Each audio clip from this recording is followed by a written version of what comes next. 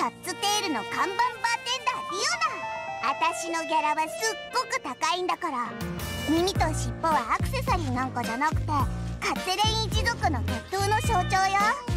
バーテンダーは忙しい身だから、たとえ勤務時間じゃなくてもレシピの研究をするのだから、用事がないのに邪魔しないで。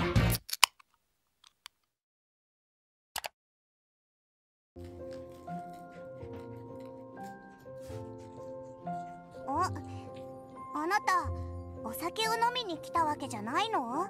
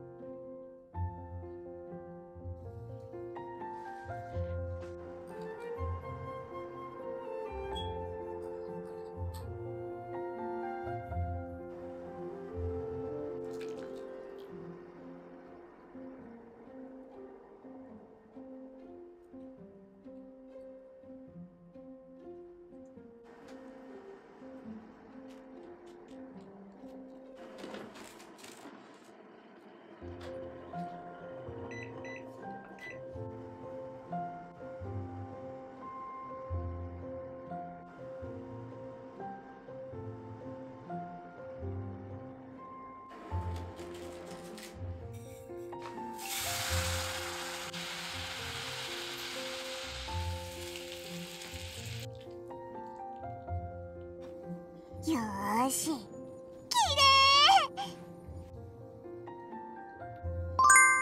どうぞ。変なものなんか入れてないにゃ。私が本気を出せば美味しくできるんだから。一口食べたら感想をちょうだい。私野菜が嫌いなんだもん。